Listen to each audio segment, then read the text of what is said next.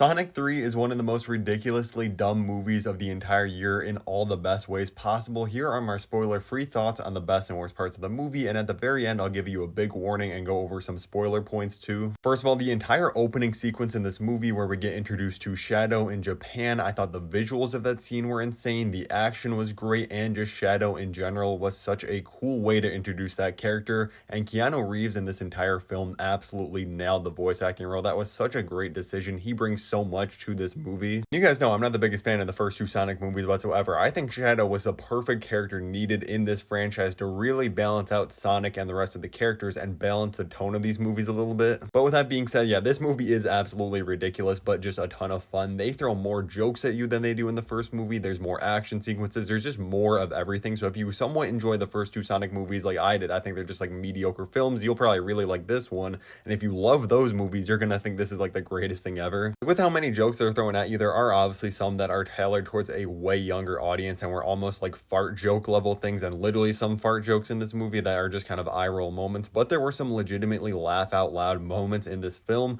A lot of were with because of Jim Carrey. Him playing two different Robotniks in this was absolutely incredible, because if you don't know, he plays his regular Robotnik and his grandpa, and it's pretty much just Jim Carrey riffing for 2 hours. He is absolutely hilarious as both of these characters. The movie gets super meta with it sometimes too. Like I said, it's just so utterly ridiculous that you can't help yourself but have an absolute blast every time Jim Carrey's on screen. He is so good in this role. I'm so glad that the Sonic movies just brought him out of retirement and made him love acting again. I'd watch like 20 more of these if he's in them. I think another smart thing this movie did is learn that nobody really is that interested in Donut Lord Tom or Maddie. Like, they're fine supporting characters, but they were way too heavily focused on in those first two films. This movie learns that, hey, we're really here for, we want Sonic, we want Shadow, we want Eggman, and that's pretty much it. And that's kind of what this movie gives us. Like, Tom and Maddie have some very good moments in their supporting role, but they're on screen way less than the first two, and it really works in my opinion. Kristen Ritter as his general was absolutely great in this movie. She added a very fun dynamic in my opinion, and plus I always love just seeing Jessica Jones pop up and things. I do think Knuckles and Tails were a little underutilized in this movie. Like, obviously they were going to be a little bit overshadowed, pun intended, by Shadow in this film, but I feel like they could have had a little bit more to do.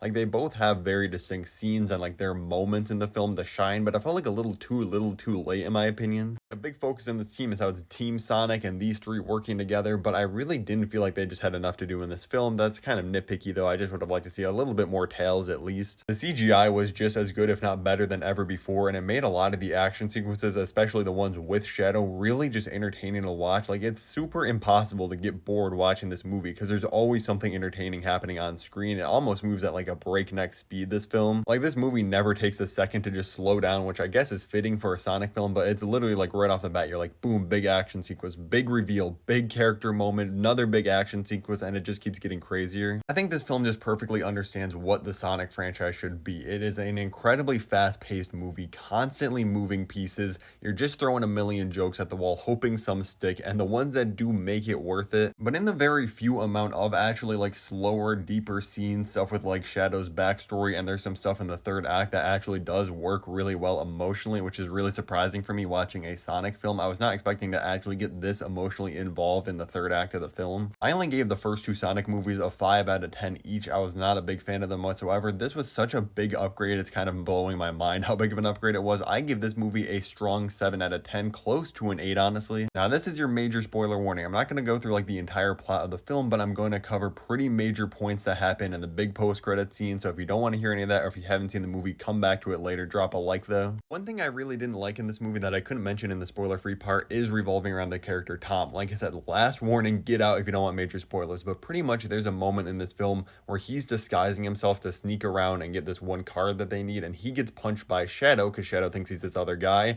and it's pretty much like, oh my god, Tom is actually dead. They did it. They killed him off. First of all, there's a moment earlier in the movie where he's talking to Sonic about how you always have to make the right choices, and oh my god, our relationship together so great. Right when I saw that, I was like, he's dead in this movie. It was so predictable. So then they actually did it. I was like, okay, that was predictable, but I applaud them for having the balls to do it. No, this dude just eats a full powered punch from Shadow the Hedgehog and just pretty much walks it off. He goes away in a hospital, and at the end of the movie, he has like a cast on his arm and he's pretty much fine. I felt like it was such a cop out. Like, they didn't need to kill him off in this film, but if you're not going to, don't go for the fake out because it kind of just felt cheap, in my opinion, and took away from the moment. Now, I'm kind of gonna immediately become a hypocrite because at the end of this movie, it seems like Eggman finally made a big sacrifice, and it seems like this time there's no way that he's really dead, but I'm sure he is alive. And in this case, I do hope it's a fake out and there was some way that Eggman escaped his death. Like I said, I know I'm being a hypocrite because I just said I didn't want a fake out death with Tom, but I want it with Eggman. But Eggman is so crucial to what makes these movies so much fun. I need Jim Carrey in the fourth one, which they confirmed they're doing. I don't want him to be killed off. Jim Carrey playing his grandpa was absolutely hilarious in this movie. I mentioned there were some meta jokes. One of them is that they literally break the fourth wall and talk about, oh my god, we look so similar. It's almost like we're two characters in a movie being played by the same actor. And then they make a Green Lantern hate watching joke later. I feel like this took so much inspiration from Deadpool breaking the fourth wall, and they're like, hey, we can just throw that style into like a G-rated movie. I kind of love this movie just going for that zany Deadpool-esque style of humor. If they keep that going forward in the fourth one, this franchise is really going to turn me around and turn me into a fan of it. Post-credit scene was absolutely crazy. We were all hoping to see some big characters from the Sonic universe, and they delivered so heavily. The scene was honestly incredible for a post-credit scene. It wasn't just like a cheap cameo, it was actually great.